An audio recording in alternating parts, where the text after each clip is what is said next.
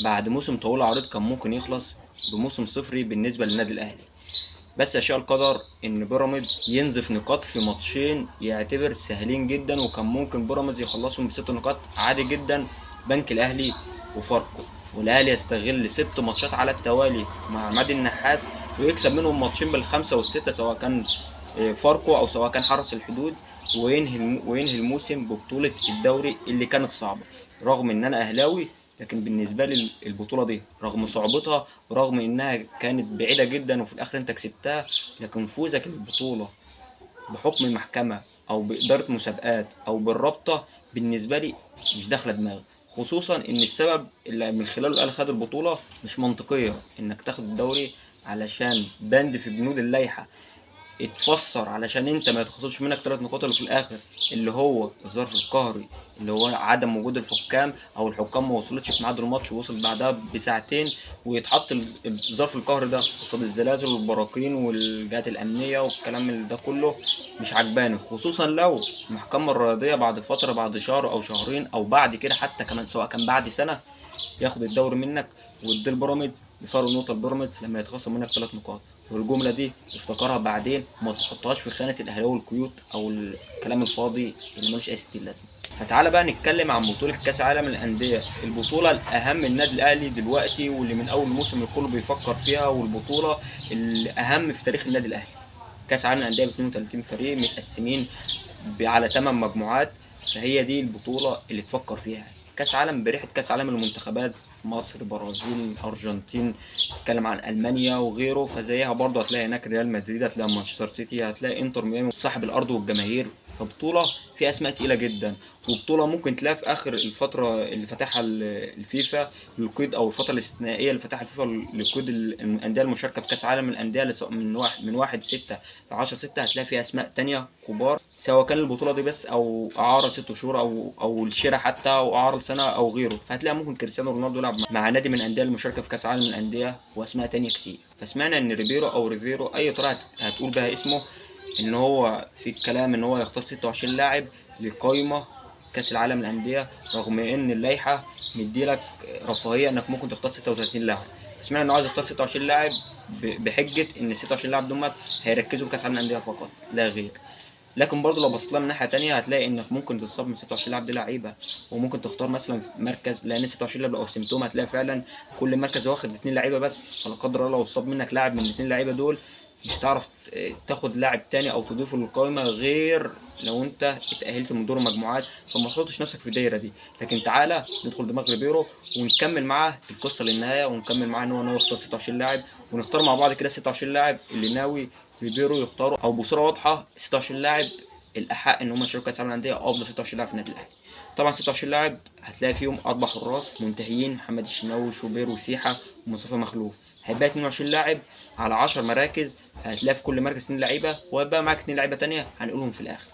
فتعالى بقى نختار في كل مركز 2 لعيبه. قبل ما اقول لعيبه لازم اقول لك ان في اجتماع يوم 2 6 باخبار ان بتقول الرابطه في اجتماع للانديه ان ممكن عدد الاجانب يزيد ل6 اجانب، فده هتفرق جامد للنادي الاهلي. ممكن لاعب يضاف النادي الاهلي قبل بطوله كاس العالم للانديه فتره 1 ل 10، ويكون النادي الاهلي مثلا حطه في الحسبان او مخلص معاه مفاوضات ومستني اللقطه دي من رابطه الانديه. اللاعب ده من وجهه نظري هيكون لاعب من اتنين لعيبه، لا اما مدافع اجنبي قوي كوير، او باك شمال من اتنين لعيبه باك شمال موجوده في الاهلي دلوقتي اجانب مش عارف تضيفهم بسبب عدد الاجانب، هي عطيه الله او علي معلول.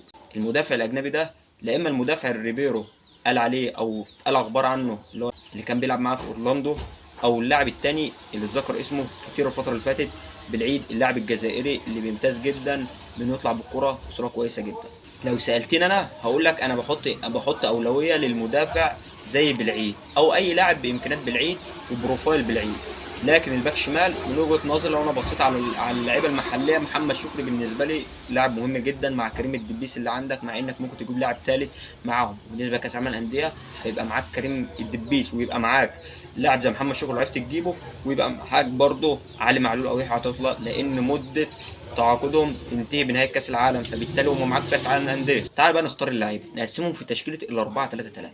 نبدا كده بالباك اليمين، عندك محمد هاني وعندك معاه عمر كمال عبد الواحد، اتنين مدافعين، واحد بيلعب رايت سنتر باك او الاهلي بيتكلم معاهم الفتره دي، اتكلم عن ياسين مرعي، اتكلم عن عمرو الجزار، اتكلم عن عمر فايد. لو انا برتبهم فهرتب عمر فايد رقم واحد، حتى لو انت رايح تجيبه ب 3 مليون دولار. انت رايح مش رايح تجيبه من مقاولون عرب، انت رايح تجيبه دلوقتي من فنربخشة التركي. لاعب في كلام ان او سمعت برضه رموز تقيله على مستوى الكره في مصر زي هاني رمزي زي احمد بلال وغيرهم، اتكلموا مثلا عن عمر فايد ان هو، او هاني رمزي بالاخص يعني، اتكلم عن ان عمر فايد رتمه بطيء. انا لو حطيت المنطق ده في اني بقيم لعيبه المدافعين او اي لعيبه في مراكز تاني، في لعيبه كتيره جدا عتاوله في تاريخ كره القدم ما كانش وصل اللي وصلوا له.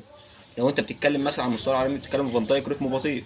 بيتكلم على المستوى المحلي او على مستوى مصر، بتتكلم عن احمد حجازي رتمه بطيء. بتتكلم في مركز صانع الالعاب، لعيبه زي ابو تريكه، لعيبه زي زين الدين زيدان، لعيبه زي ريكيلمي، رتمهم بطيء او لعيبه بطاء.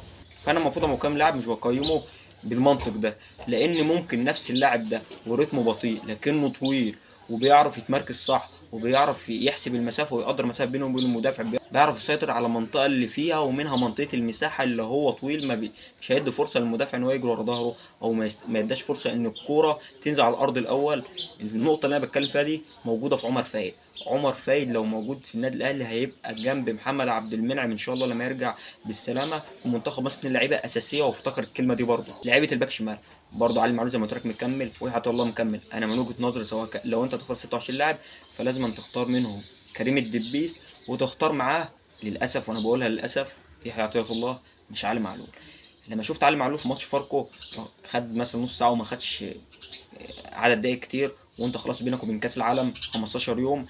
فانا شايف ان علي معلول صعب ان هو يرجع لمستواه قبل كاس العالم للانديه، وانك تختاره مكان يحيى عطية الله في الظرف ده وفي الوقت ده هتبقى ريسك قوي جدا، وهيبقى انت غلبت العاطفه على العقل. علي معلول لاعب كبير، علي معلول ممكن يكون الظلم، علي معلول ممكن رجله ما راحتش في الملعب، فبالتالي حسيت المباراه ما خدهاش، فبالتالي لياقته ما رجعتش، فبالتالي اللاعب ده ما اقدرش اقيمه دلوقتي من مستوى بمستوى اللي انا شفته قبل كده. لا، علي معلول هو اللي انت الوضع اللي انت حطيته فيه يخليني احط له مليون عذر.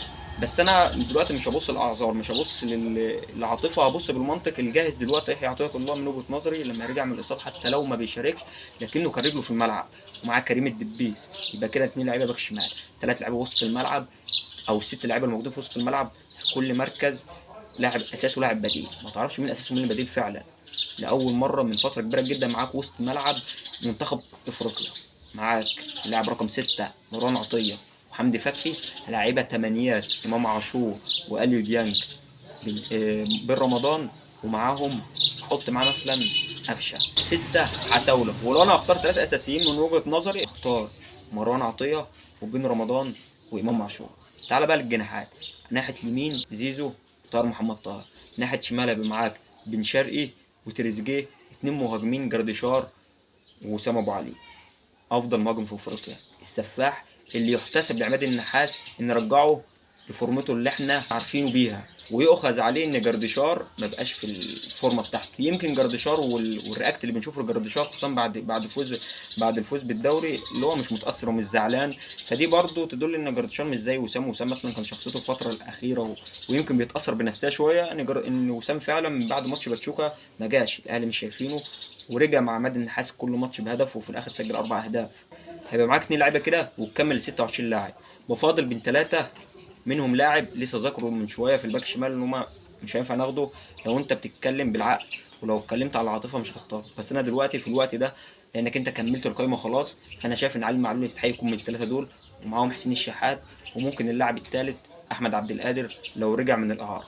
وبكده معاك قايمه تقيله جدا تلعب بيها كاس عالم الانديه، ان شاء الله توصل وتصعد من دور المجموعات. انت بتلعب انتر ميامي، تلعب فعلا عواجيز. يعني وجهه نظري انتر ميامي هتكسب انتر ميامي مرتاح، وتروح تلعب بورتو، او مش عارف ترتيب الماتشات بورتو ولا بالمراس الاول، ويبقى الماتش بينك وبين بالمراس هو اللي هيحدد لك انت مركز تاني ولا بره البطوله. لان انا وجهه نظري بورتو هيكون مركز اول بارتياح ويكسب ال3 ماتشات وهو مرتاح عادي جدا. القائمه اللي انا قلتها دي انا بتكلم عن كاس العالم للانديه، وبحط احتماليه انك تصعد مركز ثاني وممكن تطلع بره البطوله. لكن القائمه دي وانت رايح افريقيا وبتلعب الدوري، لو القايمه دي ما كسبتليش ماتشات في الدوري بالخمسه والسته، انا المدرب ريبيرو ده مش هقتنع بيه نهائي. حتى لو خد البطوله بدون هزيمه، حتى لو كسبت كل ماتشاتي بال1-0 و2-0، هبقى انا مش مقتنع بيه. اللعيبه دي لازم تاخد راحتها، اللعيبه دي لازم تلعب كورتها، اللعيبه دي هيبقى عندك كل الامكانيات انك تلعب تبدا الهجمه من تحت. لو ما قدرتش تبدا الهجمه من تحت وانت بتلعب لعب مباشر او مقرر ان الخصم بالنسبه لك بيدافع كل لعيبه واللعيبه بتاعتك انت مش عايز تاخد الريسك وهتلعب البطوله، معاك لعيبه محطات زي اسامه ابو علي والسكند بول بتاعك مع بن رمضان وامام عاشور. بتتكلم ان المدرب، اي مدرب يقول لك انا ما عليا ان انا اوصلك احطك اوديك في ال 18، انت معاك لعيبه كلها عتاوله في الانهاء. اسامه ابو علي الموسم الجاي ان شاء الله اذا كمل معاك بعد كاس العالم للانديه وما جالوش عرض بال 10 مليون دولار، بال 10 مليون دولار او يورو، فانت دلوقتي هيبقى معاك اسامه ابو علي ده هداف ان شاء الله بطوله افريقيا الجايه، وهداف كاس، وهداف الدوري المصري. ومعاك برضو بن رمضان وامام عاشور هداف الدوري اصلا، واكتر لاعب صنع اهداف. فانت معاك عتاوله في الانهاء وعتاوله في الصناعه، فمفيش اي مبررات تكسب لي الدوري بسكور وباداء استثنائي وبموسم تاريخ النادي الاهلي، وبطوله افريقيا برضه تكون في الجيب لو رحت لعبت صن داونز هناك في ملعبهم تكسبهم انت ال 5-0. ده اللي انا شايفه بالمنطق والعقل وبدون اي تحيز.